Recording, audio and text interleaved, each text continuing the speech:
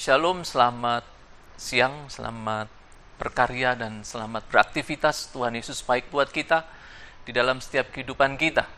Hari ini kita akan belajar satu kebenaran firman Tuhan yang luar biasa di tengah-tengah situasi yang amat sulit.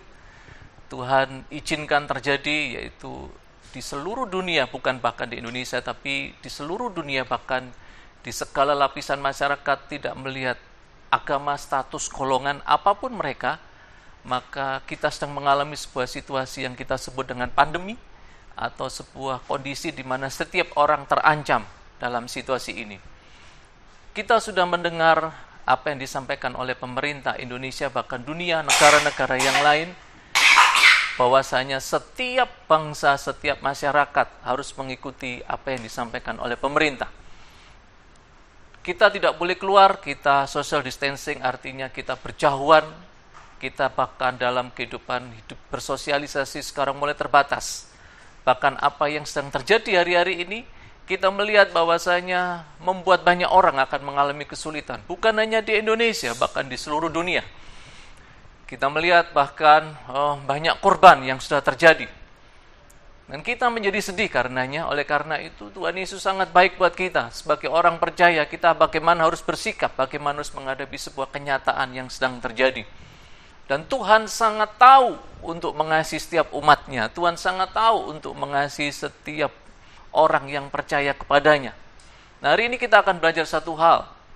Kita tahu bahwasanya hidup di alam kita ini adalah alam yang nampak. Kita sedang berjuang menghadapi yang disebut virus corona. Kita sedang berjuang bagaimana kita menghadapi sebuah kenyataan yang ada. Bahkan medis, bahkan hari ini sudah ditemukan, kita mendengar ditemukan bagaimana menangkal virus. Sudah ditemukan bagaimana untuk mengalahkan virus ini. Tetapi itu semua belum menolong. Kita menyadari bahwa hal itu sangat sulit. Oleh karena itu, secara rohani kita akan fahami, secara rohani kita akan pelajari dengan baik dari satu kebenaran firman Tuhan. Ya, nanti kita akan pelajari dengan baik. Kita hidup di alam yang nyata, kita hidup dalam sebuah kondisi yang kelihatan di dalam kehidupan kita. Kehidupan kita masih nampak, kita hidup dalam dunia, yaitu alam roh dan alam yang nyata, yaitu daging kita. Tetapi kita juga adalah hidup di alam roh karena kita punya roh. Dan kita tidak bisa lepas dari dua areal ini, dua wilayah ini. Hari ini kita sedang menangkal virus dengan doa, dengan segala macam. Ya, kita percaya bahwa Tuhan kita sangat luar biasa. Ya, kita percaya Tuhan kita mampu menolong. Tetapi ada perlu langkah-langkah profetik yang kita ambil. Kita perlu mengambil langkah-langkah yang nyata. Langkah iman yang betul di hadapan Tuhan. Langkah iman yang harus kita ambil dengan luar biasa. Bahwasanya Tuhan itu sangat memberikan solusi buat kita sebenarnya. Ya. Alam yang nyata ini tidak luput dari alam yang tidak nyata, yaitu alam roh. Kita melihat di Alkitab, ketika terjadinya sesuatu, maka alam roh juga bisa terlibat di dalamnya. Karena manusia ini terbatas, sementara yang roh ini tidak terbatas. Dia ada di mana-mana, dia bisa di mana-mana. Bahkan dia bisa terlibat, membuat manusia jauh daripada Tuhan. Nah, oleh karena itu, Tuhan memberikan sebuah pengertian. Di dalam Markus 11 ayat 24 saya akan bacakan dalam firman Tuhan yang akan kita fahami, yang harus kita mengerti. Saya akan bacakan di dalam Markus 11 ayat 24, demikian firman Tuhan dikatakan. Karena itu aku berkata kepadamu, apa saja yang kamu minta dan doakan, percayalah maka kamu akan menerimanya, maka hal itu akan diberikan kepadamu. Kita berdoa hari ini, tetapi firman Tuhan mengajarkan kita akan menerimanya nanti. Percayalah bahwa kamu telah, kata telah menerima berarti yang akan datang. Bukan hari ini langsung, tetapi yang akan datang ada waktu. Kalau kita bicara waktu, kita bagi tiga. Ada waktu masa yang lalu, sekarang, dan yang akan datang. Tetapi firman Tuhan ini dikatakan, karena itu aku berkata kepadamu, apa saja yang kamu minta dan doakan. Hari ini, ya, present, hari ini kita berdoa. Percayalah bahwa kamu telah menerimanya, maka hal itu akan diberikan kepadamu. Nah, firman Tuhan mengajarkan kepada kita bahwasanya kita harus mengambil langkah profetik, punya sikap yang harus kita fahami. Ya, yang harus kita mengerti dalam Markus 11 ayat 24. Kita harus percaya kepada Tuhan bahwa kita akan menerima. Nah, kita punya iman, Tuhan mengajarkan kita kepada kita, yaitu tentang iman. Oleh karena itu kita harus pahami dulu siapa yang sedang dibalik virus corona ini. Oke, kita bisa berkata bahwa virus corona itu disebabkan oleh banyak hal. Disebabkan oleh begitu banyak hal yang sedang terjadi. Disebabkan oleh situasi yang sedang terjadi, katakanlah politik dan semuanya bisa terjadi. Tetapi dalam hal ini kita harus meyakini bahwasanya virus ini sedang mewabah kepada ke seluruh dunia. Virus ini merajalela di mana-mana. Ya, kita bisa bicara bahwa ini karena politik, bahwa karena ini ada sesuatu yang membuat. Tetapi begini, virus ini ada mendunia kalau tanpa seizin Tuhan. Saya percaya bahwa semua itu akan terhenti. Tetapi kenapa Tuhan izinkan ini terjadi? Kenapa Tuhan izinkan ini bisa terjadi? Sudah kita mendengar dari beberapa kejadian bahwasanya Tuhan sudah dekat. Ya, kita percaya Tuhan sudah dekat. Ya, kita percaya Tuhan sudah dekat. Tetapi ada satu hal yang harus kita pahami. Di dalam satu kebenaran firman Tuhan dikatakan demikian. Ya, di dalam kitab Ulangan pasal ke-8. Saya akan bacakan Ulangan pasal 8 ayat pertama dan kedua. Segenap perintah aku sampaikan kepadamu pada hari ini haruslah kamu lakukan dengan setia, supaya kamu hidup dan bertambah banyak, dan kamu memasuki serta menduduki negeri yang dijanjikan Tuhan. Perhatikan, ada sesuatu yang dijanjikan oleh Tuhan ketika kita melakukan segala perintah Tuhan. Ada janji Tuhan yang akan digenapi, yaitu negeri yang diduduki, yaitu janji Tuhan ya dan amin. Dengan sumpah kepada nenek moyangmu, Tuhan memberikan janji yang luar biasa. Roma 8:28, bahwasanya segala sesuatu boleh terjadi, tetapi semuanya mendatangkan kebaikan. Baik atau tidak baik keadaannya, Tuhan akan mendatangkan kebaikan. Ayat kedua, dan Ulangan 8 ayat 2, ingatlah kepada seluruh perjalanan yang kau lakukan atas kehendak Tuhan Allahmu di padang gurun selama 40 tahun dengan maksud. Mari kita perhatikan, dengan satu maksud. Ketika padang gurun terjadi, memang dikatakan itu kesalahan bangsa Israel, memang dikatakan itu sebuah ketidaktaatan bangsa Israel. Tetapi Tuhan punya maksud kenapa 40 tahun perjalanan bangsa Israel menuju tempat perjanjian. Dikatakan begini, dengan maksud merendahkan hatimu dan mencobai engkau untuk mengetahui apakah yang ada dalam hatimu, yaitu apakah engkau berpegang pada perintahnya atau tidak. Kita percaya atau tidak, tahu atau tidak tahu, dengan adanya virus ini membuat banyak orang hari ini semakin dekat dengan Tuhan. Hari ini orang akan semakin mencari Tuhan. Meskipun di rumah kita tidak beribadah, meskipun kita ada dimanapun, kita mungkin live streaming, ya, kita mendengar khotbah di YouTube dan semuanya. Dikatakan semuanya semakin mencari Tuhan. Semuanya mencari Tuhan dalam kehidupannya. Ya, semuanya sedang mencari kehendak Tuhan. Apa yang dimaksud dengan kejadian ini? Sewaktu saya pulang dari Sumatera beberapa saat yang lalu, saya berdoa, kenapa Tuhan ada virus ini? Tuhan hanya ingatkan ini, virus ini ada. Bayangkan kita manusia segede ini bisa dikalahkan dengan virus yang kecil yang tidak nampak. Ya kan? Apa kehebatan manusia hari ini? Manusia segede ini bisa dikalahkan oleh virus yang kecil. Kita nggak bisa berbuat apa-apa sebenarnya pada prinsipnya.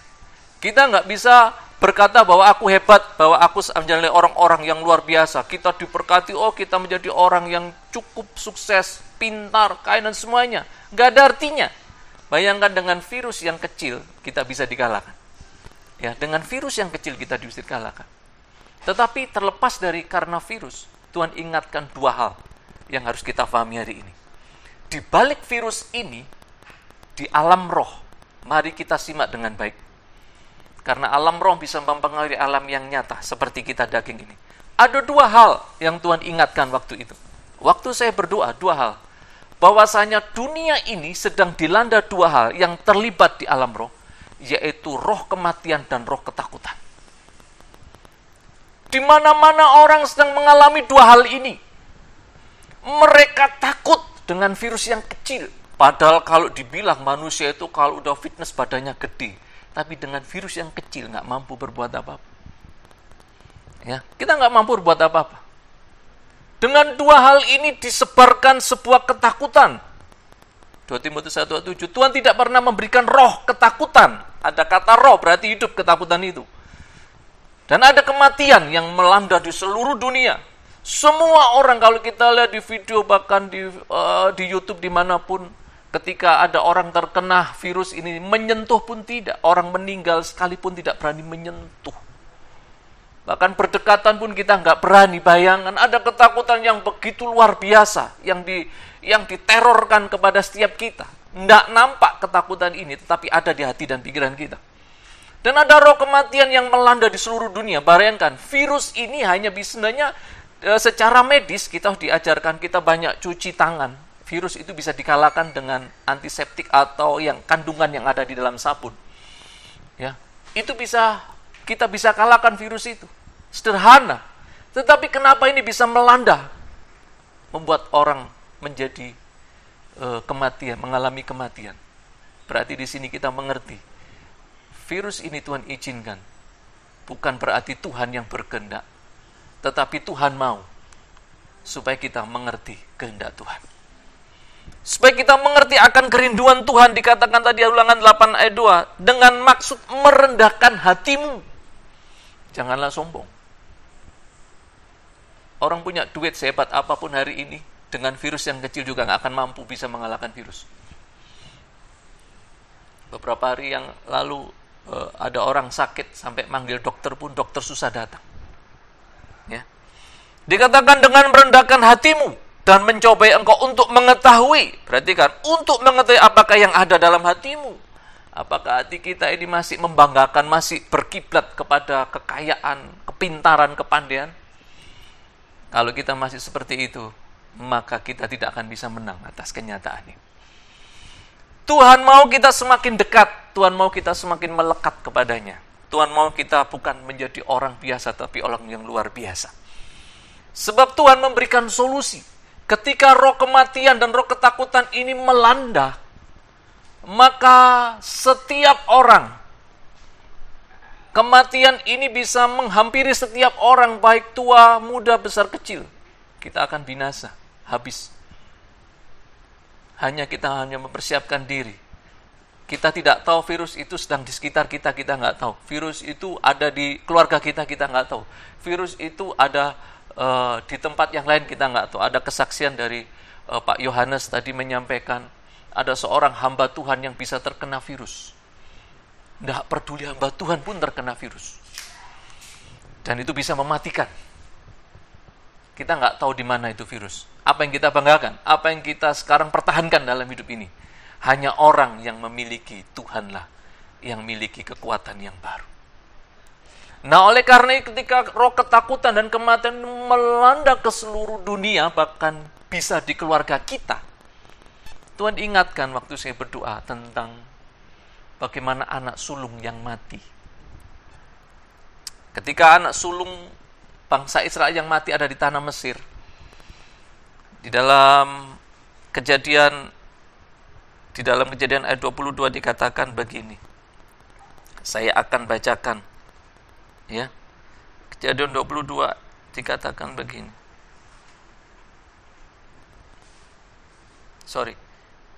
Keluaran 22. Saya akan bacakan satu kebenaran firman Tuhan.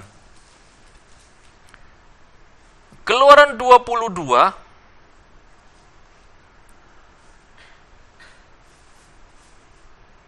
ya. Saya akan tunjukkan betapa Tuhan itu luar biasa dalam kehidupan kita.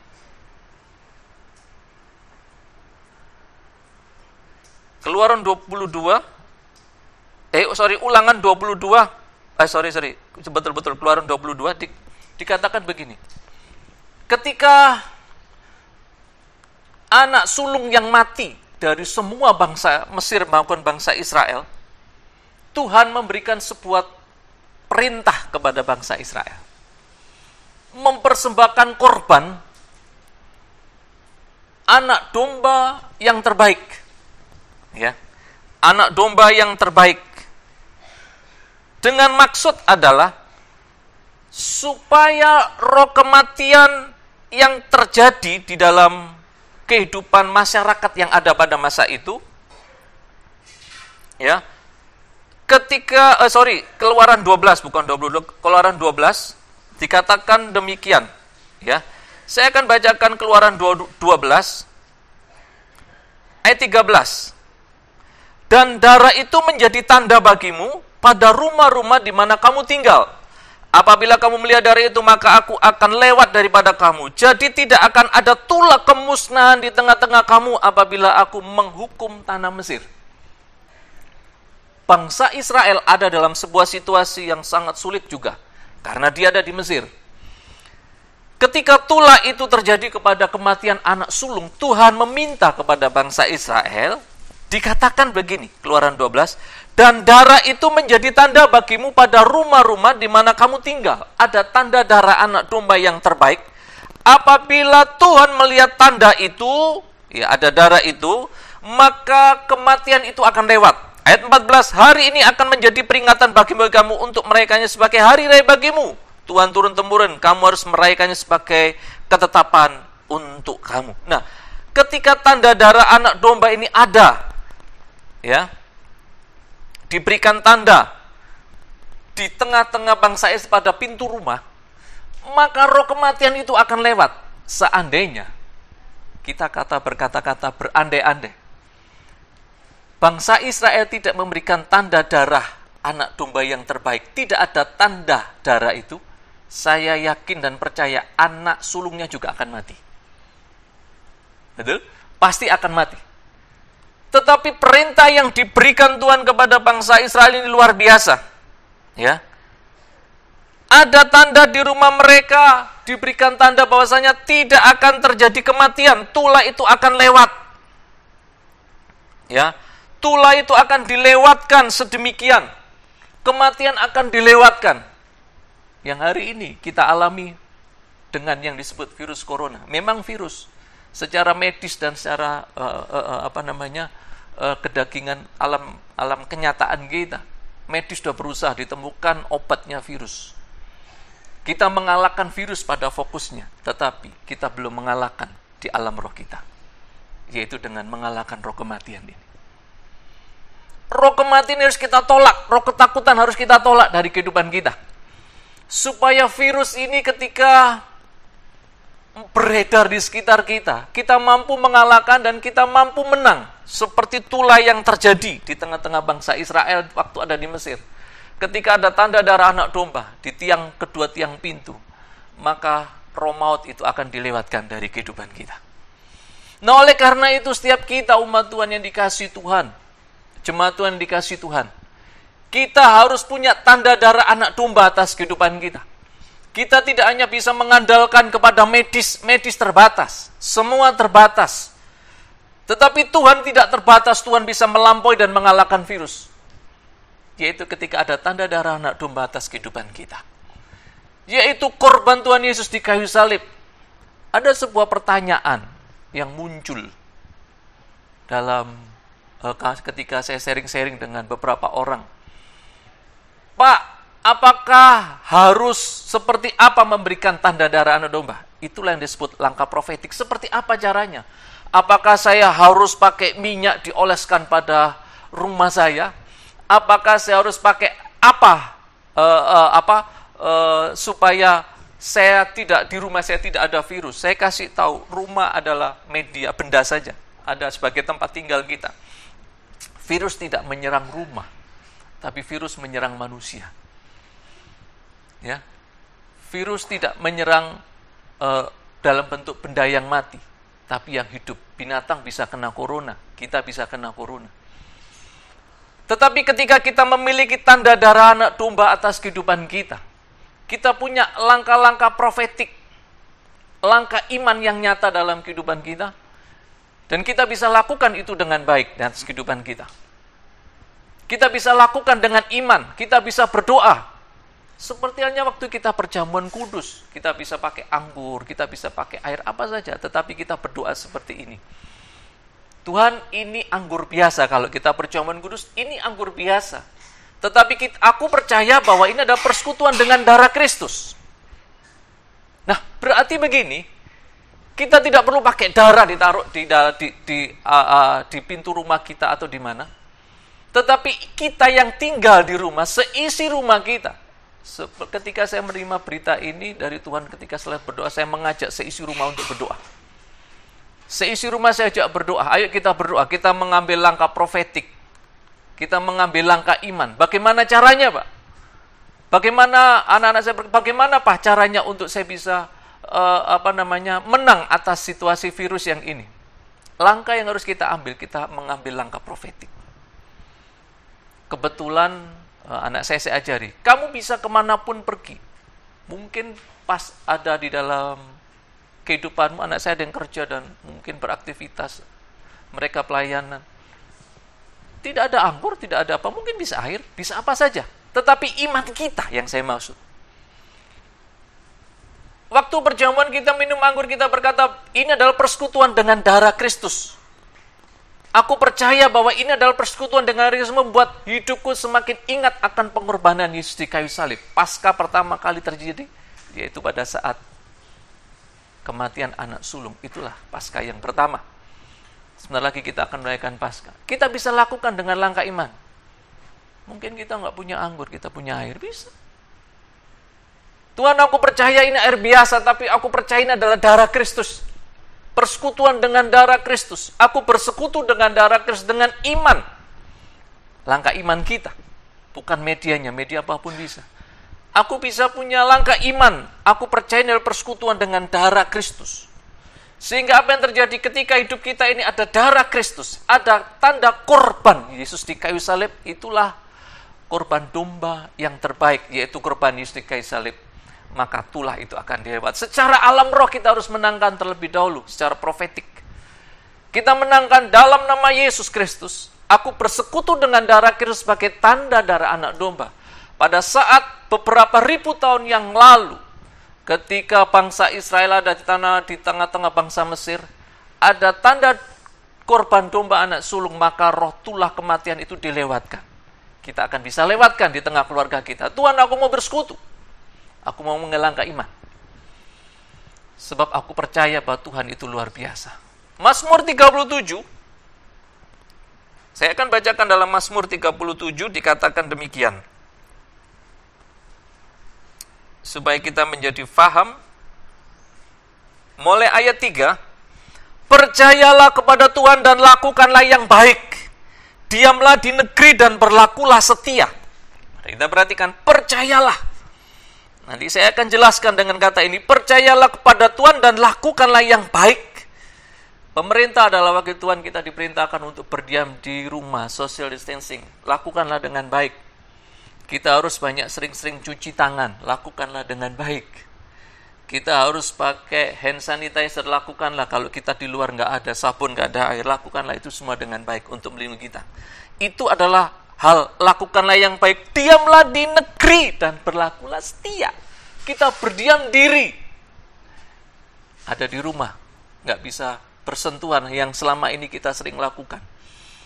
Tetapi bukan berarti itu membuat kita jauh dari saudara teman, enggak. Tetapi dikatakan, lakukanlah yang baik, diamlah di negeri dan berlakulah dengan setia sampai semuanya lewat. Bangsa Israel ketika di tanah Mesir, semalam-malaman dia nggak boleh keluar rumah sampai pagi. Artinya hari ini Tuhan perintahkan lewat pemerintah, kita tidak boleh kemana-mana. Ayat keempat, dan bergembiralah karena Tuhan, maka ia akan memberikan kepadamu apa yang diinginkan hatimu. Ya. Ayat kelima, serahkanlah hidupmu kepada Tuhan dan percayalah kepadanya dan ia akan bertindak. Ayat 5 yang keren, yang harus kita paham. Serahkanlah hidupmu kepada Tuhan. Ya. Serahkanlah hidupmu kepada Tuhan. Kalau dalam bahasa Inggris dikatakan trust in the Lord. Bedakan belief dengan trust. Belief itu percaya. Sementara trust itu lebih daripada percaya. Ya. Believe in God, aku percaya kepada Tuhan. Itu beda dengan trust in the Lord.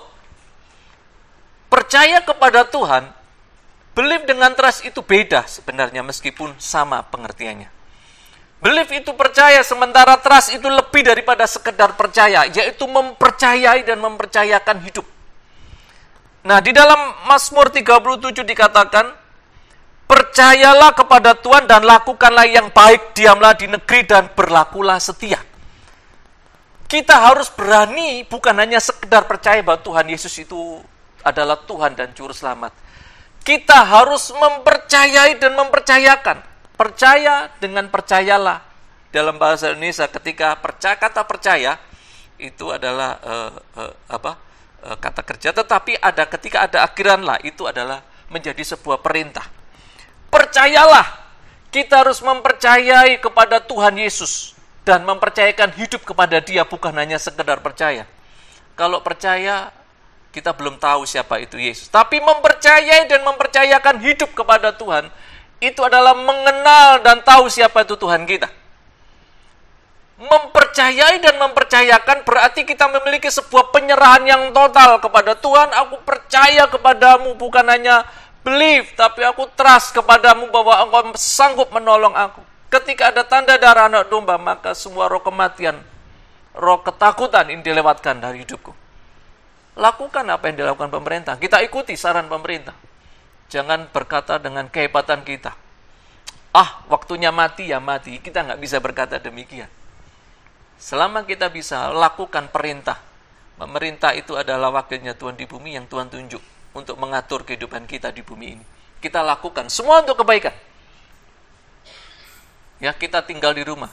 Tetapi satu hal yang Tuhan mau, kita harus mempercayai Tuhan dan mempercayakan hidup kepada Tuhan, bukan hanya percaya. Kalau mempercayai dan mempercayakan itu lebih tingkatannya. Kalau percaya hanya sekedar, hanya di permukaan, bukan pada kedalamannya. Tapi ketika kita mempercayai, berarti kita kenal pribadinya, karakternya, hidupnya, kedalamannya, hubungannya ada lebih dekat, seperti hubungan suami istri. Lebih intim lagi. Mempercayai dan mempercayakan hidup kepada Tuhan. Itu menunjukkan bahwa kita memiliki penyerahan. Percayalah kepada Tuhan dan lakukanlah yang baik, dikatakan tadi di dalam ayat ketiga. Tetapi ayat kelima, ya, serahkanlah hidupmu kepada Tuhan dan percayalah kepadanya dan Ia akan bertindak. Kita doakan di dalam langkah hidup kita, di seluruh dunia kita ambil waktu berdoa kapanpun di dalam doa kita, doa bersama. Mungkin kita nggak bisa berkumpul di gereja, kita bisa berdoa di rumah, bisa live streaming, ataupun kita bisa berkumpul di gereja, kita berdoa bersama. Doakan bumi ini, doakan dunia ini. Ya, oleh karena itu kita harus bukan hanya sekedar believe kepada Tuhan, kita harus trust kepada Tuhan, trust in the Lord, mempercayai dan mempercayakan hidup kepada Tuhan. Lebih dalam pengenalan kita di dalam Ulangan 8 ayat kedua, apakah aku betul-betul mengenal Dia? Hari ini saatnya Tuhan izinkan terjadi supaya kita semakin mengenal Tuhan, semakin dekat dengan Tuhan. Karena roh kematian tidak bisa ditawar, tidak bisa dibayar, nggak bisa disuap. Ketika roh kematian melanda di Mesir, orang Mesir mungkin kaya, orang Mesir kecukupan, tapi nggak bisa dibayar, lewat. Hanya orang yang mempercayakan hidup kepada Tuhan. Dengan ada tanda darah anak domba dalam hidupnya, maka kita akan dilewatkan. Yang kedua, kalaupun hari ini di tengah kita ada yang terkena virus corona, baik itu disebut PDP, pasien dalam pengawasan ODP maupun suspek. Mungkin kita ada di tengah-tengah kita.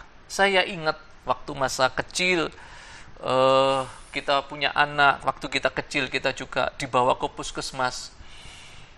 Ada satu langkah yang diambil oleh medis, memang menjadi perdebatan di tengah-tengah orang percaya, ya, di tengah-tengah orang percaya, bahwasanya ini menjadi perdebatan yang cukup bisa membingungkan. Tapi it's okay lah, itu menjadi perdebatan. Tapi kita harus belajar sedikit tentang hal ini.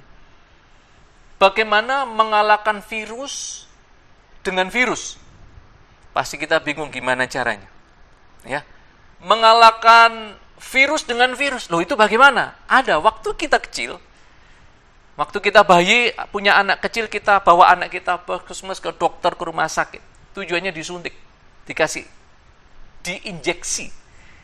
Atau yang kita sebut dengan apa? Imunisasi. Atau vaksin. Anak kita diberikan imun, diberikan vaksinasi. Tujuannya satu, supaya di dalam tubuh kita, tubuh anak itu ada kekebalan. ada kekebalan yang sedang terjadi dalam tubuhnya ketika ada penyakit yang masuk dalam tubuhnya. Nah, vaksin ini diolah demikian dalam lab atau dimatikan menjadi satu tentara yang kuat dalam tubuh kita bersama-sama dengan tubuh kita, kekebalan dalam tubuh kita untuk mengalahkan virus yang sama. Itu penemuan memang. Saya tidak membahas perdebatannya, tetapi ini penting buat kita pahami dulu. Vaksin ini dipakai oleh medis untuk mengalahkan virus yang sama. Ya, supaya tubuh kita ini memiliki kekebalan dan mampu untuk mengalahkan. Nah, kalaupun di antara kita punya langkah profetik. Langkah profetik adalah doa dengan langkah iman, dengan doa-doa kita, dengan sikap kita yang Tuhan izinkan, Tuhan mau untuk kita kerjakan. Doa kita harus begini. Kalaupun ada virus di tengah kita yang kita tidak tahu apakah kita sudah terjangkit atau belum, maka kita harus berdoa seperti ini. Tuhan, kalaupun ada virus dalam tubuhku, percayalah kepada Tuhan, serahkan hidupmu dan percayalah kepada Tuhan, maka Tuhan akan bertindak. Itu firman Tuhan dalam Mazmur 37 ayat 5. Kita berdoa demikian, Tuhan, kalaupun ada virus, dan itu sudah dinyatakan, dan aku tahu, kalaupun aku tidak tahu, berdoa begini.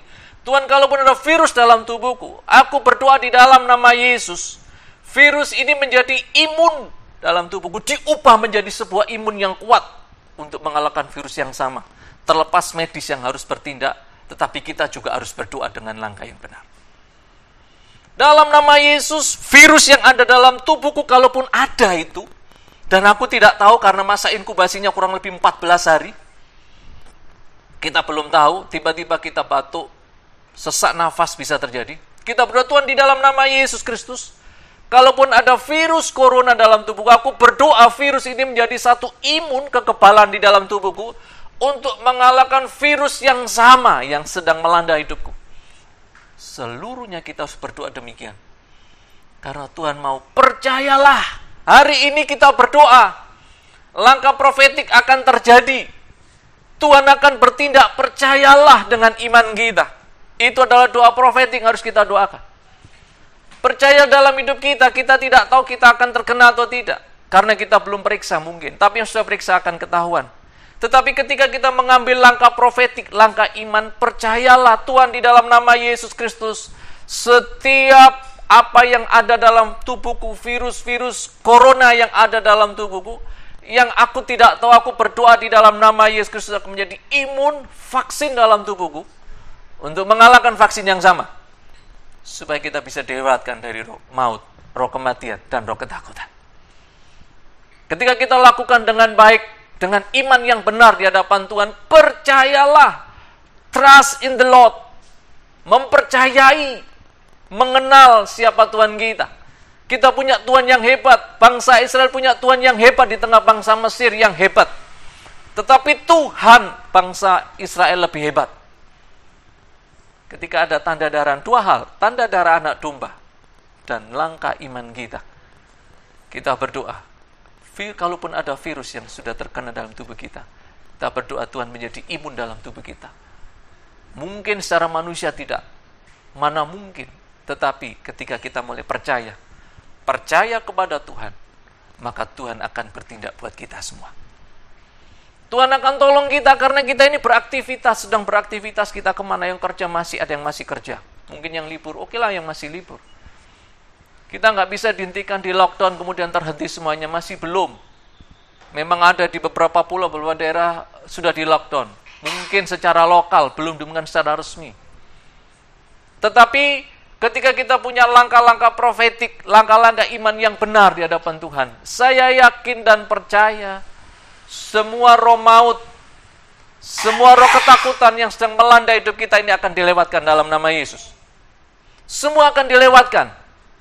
Karena Tuhan kita Tuhan yang luar biasa dalam hidup kita. Tuhan yang dahsyat. Tuhan yang hebat atas hidup kita. Oleh karena itu, janganlah kita menjadi lemah. Menghadapi situasi seperti ini, jangan terimbas dengan semuanya itu. Kita tetap percaya, mempercayai, dan mempercayakan hidup kepada Tuhan. Karena itulah langkah kita. Virusnya kecil nggak kelihatan, kita tidak berdaya. Tetapi ketika kita mempunyai Tuhan, maka Tuhan akan tolong kita. Kita lakukan saran pemerintah. Social distancing, kita tidak perlu keluar rumah. Kita di rumah saja, yang sekolah libur.